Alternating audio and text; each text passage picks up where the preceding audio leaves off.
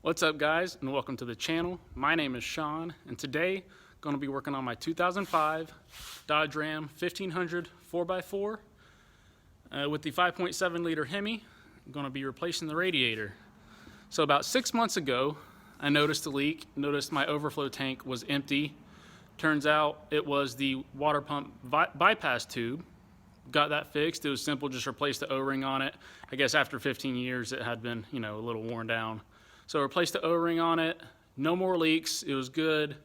So that was about 6 months ago. Last week, putting in these new headlights. Sweet new headlights from eBay. Cheap, work amazing. Have the LED halo with the projector lens. And notice that, again, the tank for the radiator was empty and the radiator itself was about 3/4 full. So finally got up to temperature and checked it again. Noticed that a leak was coming from the front of the radiator, so it's time to change it. And I did get this Keystone Platinum Pro radiator from AutoZone. It was about $125, which I thought was a good deal. I checked with the Dodge dealership nearby, and an OEM one is $300 plus tax. So I figured this would be a pretty good deal, and even if I have to get 3 of them over the next 15 years, I'll be pretty happy with that if it lasts that long. So the truck does have 250,000 miles on it, so it's pretty worn, and I'm glad the radiator's lasted this long. So first things first, got to drain the coolant from it. All right, guys. Now to drain the radiator, we need to look on this right side of the radiator under the truck. We need to look for a little valve that we can loosen. I'm just going to use a pair of channel locks to do this because I'm in the middle of moving, so I don't have a big enough socket.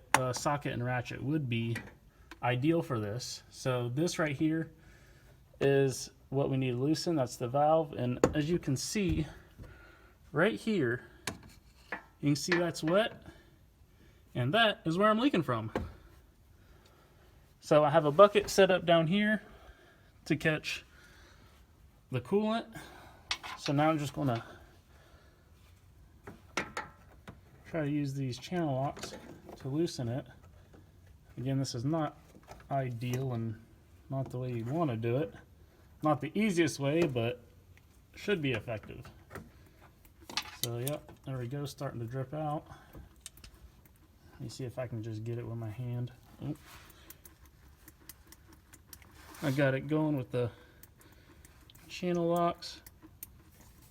Got a little bit warm in my hand. So I'm just going to keep at it until I can get this pouring out.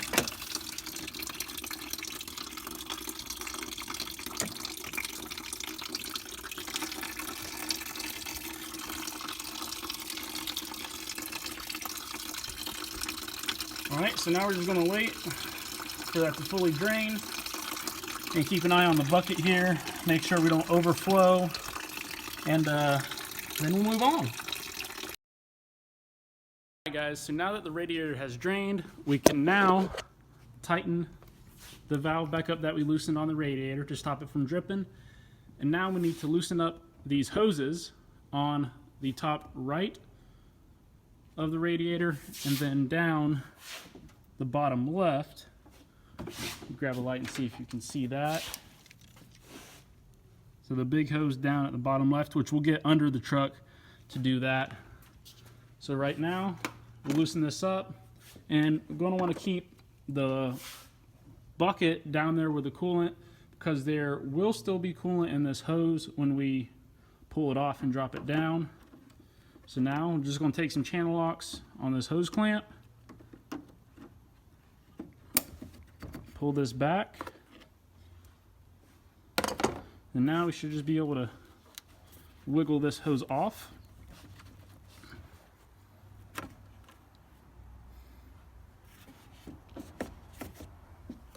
Let's just try to point it down at the bucket. Let the coolant that's in there flow out.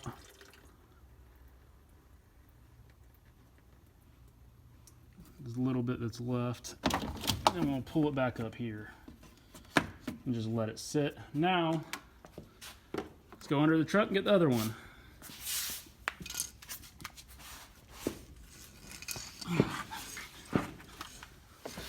So this one under it, bottom right, is right here. Going to do the same exact thing. Get the channel locks, pull that hose clamp back, and pull this hose off the radiator. So I'm going to need both hands to do this, so I'll catch you back when I have this hose off and we're ready to move on. Alright guys, taking that bottom hose off was a little bit difficult, and it's hard to be under there prying it up, or prying it off, and getting that bucket under there. So I did have a little spill before I could get the bucket under it, but I got it off, and a good teachable moment. Now, I've never done this before, but learning right along with you guys. So be very careful with coolant around animals. It tastes sweet to them, so they will drink it, but it is very toxic and it will kill them. So if you have a spill, be sure to clean it up and keep the animals away from it. Right now the dog is in the house, so it's all good. So I'm going to use these newspapers to soak it up, and then I'll be able to dispose of those and keep all the animals safe. So now that I have those two hoses off the radiator, and I did pull off the cap while I was draining it to help it flow, going to be saving this, putting it with the new one, as we will be reusing that. And the next thing that I want to do is I'm going to try to pull off the shroud for the fan while keeping it connected to the engine coolant overflow and the washer fluid.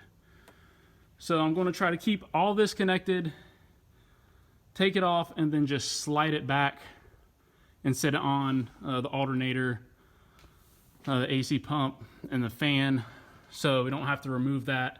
Take this off and then remove this just to get the radiator out. I'm going to try to pull all of this off together and just push it back so we can take this off, slide the new one in, and just put it right on. Try to make it a little bit easier. So to do this, to take that off, we have two bolts on it, one being right here, the other one being on this side of it, right here. If you can see it, right there, that one. So those are 13 millimeter. So I'll grab the socket, do that, and try to get the shroud along with the tanks off and back of the radiator so we can just pull the radiator straight out.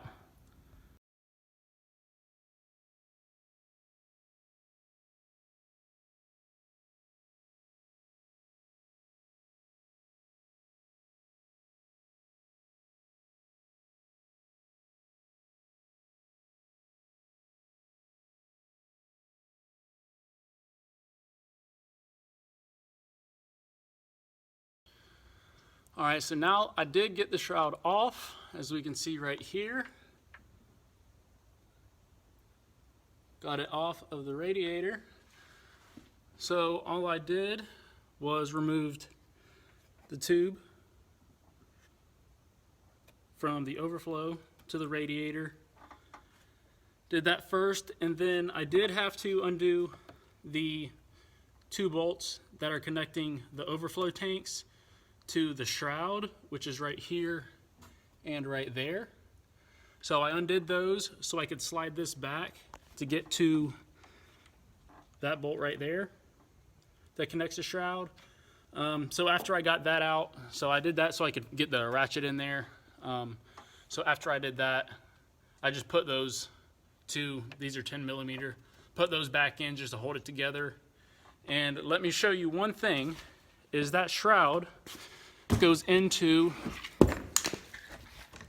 these clips right here, right there. So it sits down into this clip.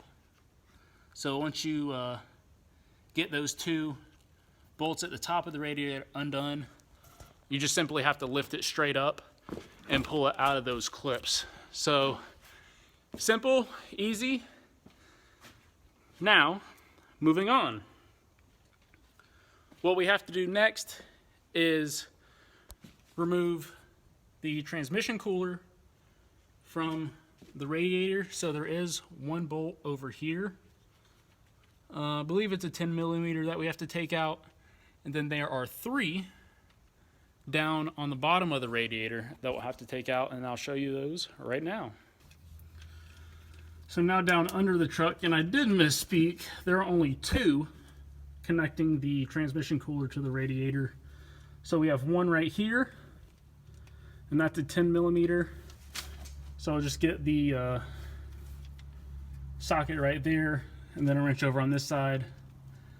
So we have this right here, and that right there. Right there. Same one. So 2 of them. So we'll take that off, pull those down, and that will be free. And then after that,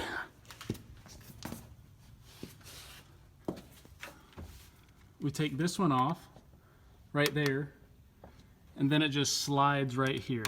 So after we take that one over there off, we'll just slide this out, slide this that way to pull it off of it.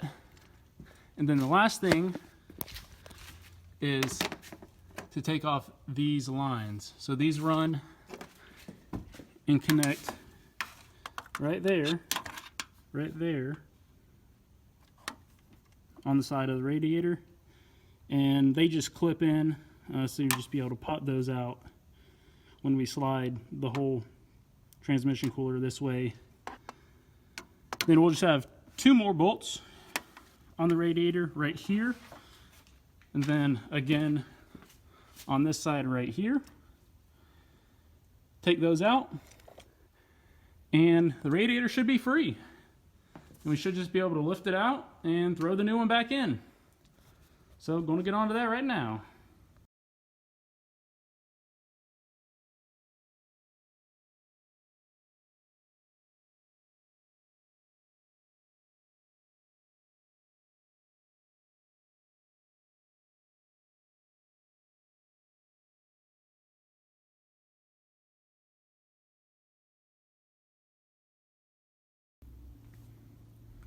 So just got the 2 bolts connecting the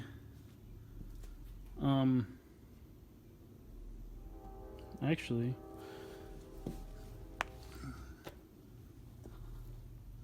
those 2 on the bottom weren't connecting the transmission cooler, they were connecting this right here. Anyways, got those 2 on the bottom undone, which those were difficult to do, just because it's an awkward position, laying down, not too much room. And then got this one undone and just push that sideways. These popped out, and then this popped out of the brackets on the side. So now all that should be left is taking this out, as well as this one right here, taking those 2 out, and radiator should come right out.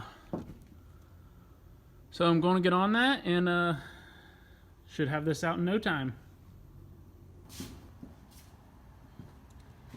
Alright, so now I'm actually going to clean this off a little bit.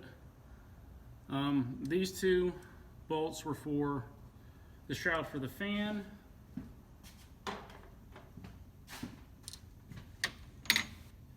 And then these right here are 10 millimeter.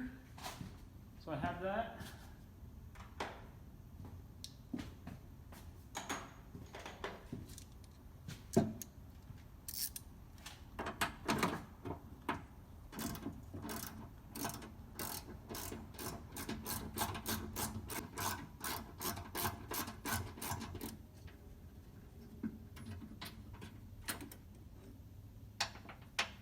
So got that one side out, now work on the other.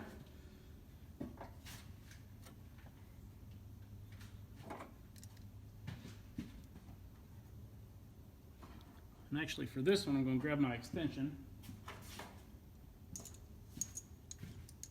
because it does sit back in there a little bit.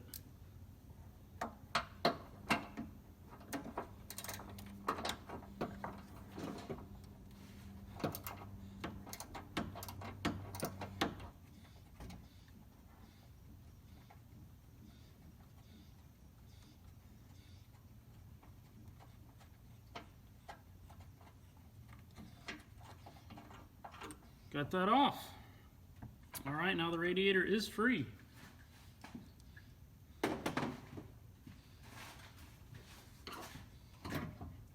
So now we can just lift it right up and set it out.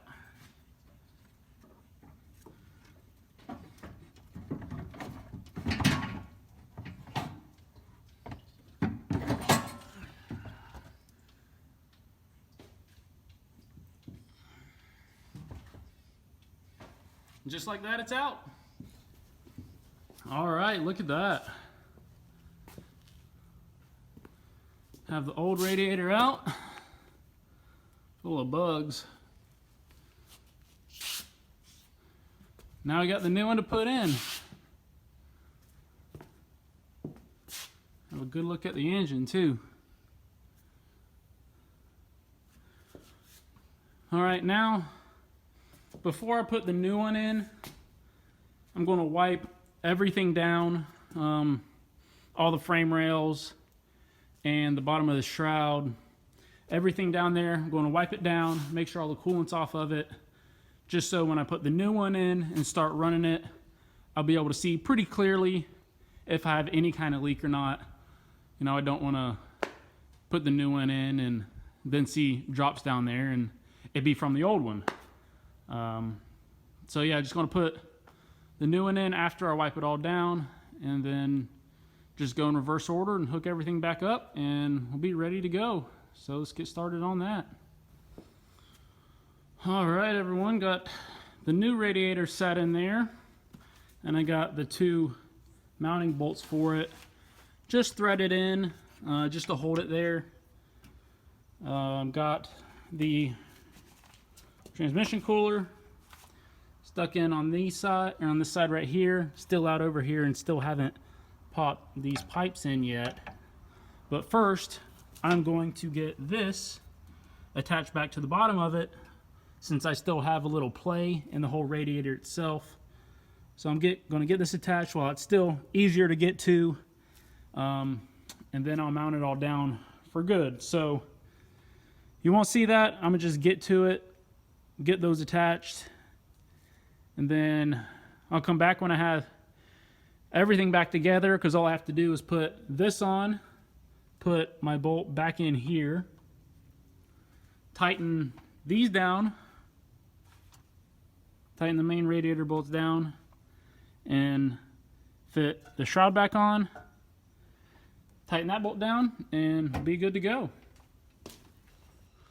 All right, so I got the radiator in, got it all hooked up, got all the hoses connected, and we're good to go, ready to put the coolant back in.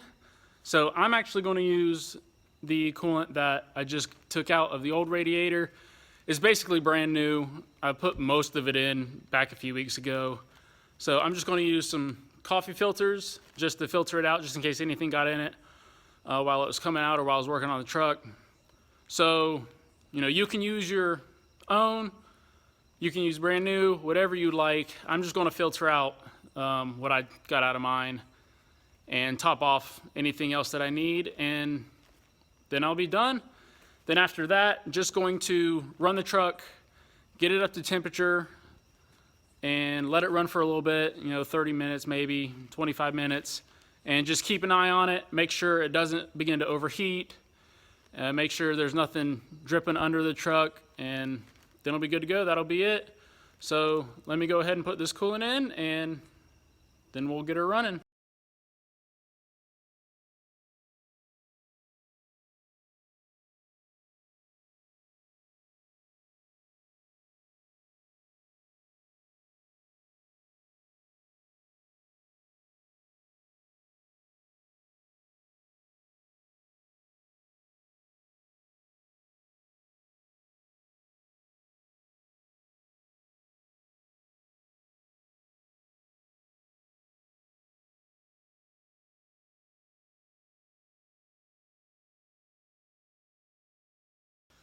Well, all right, I got it filled back up, and that is it.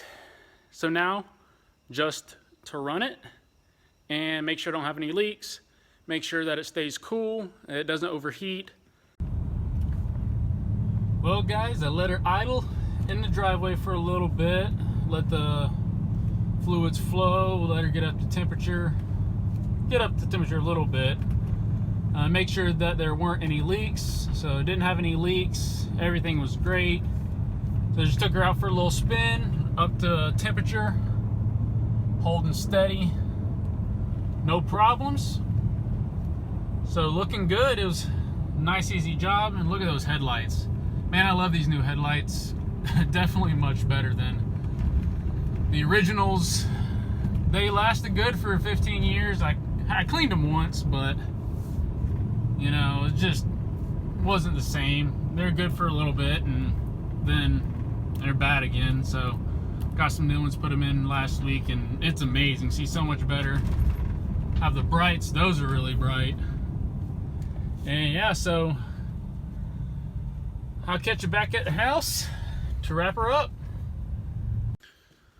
All right guys, so after running it, good to go, no leaks. It cooled, it worked, radiator's working great. So there you go. Wasn't really hard, just took a little bit of time. Something you can do with, you know, some simple tools at a small ratchet with a 13 millimeter, 10 millimeter, and a crescent wrench, and some channel locks. And that's it. So something really easy to do, save yourself some money, do it yourself. You know, just buy the radiator. You can save a bunch of money rather than going to the dealership, and it's gonna be just as good. So that's my first video. So thank you for watching. Like and subscribe, please. I got more stuff coming. You know, haven't worked on a lot of cars much, but it's something I enjoy doing, something that I'm looking to do more. So this is the beginning. This is just the beginning. Next thing, you probably noticed that I have this wonderful stick right here holding up my hood. Obviously, my shocks don't work. So that's probably gonna be the next thing I do, is get some new shocks for my hood, install those. Should be pretty simple and quick, but I'll get that done. Be on the lookout for that if you're interested. Thanks for watching. Hope this helped you. Hope you're able to get your radiator installed with no problem and have a little fun. Save yourself some money. See ya.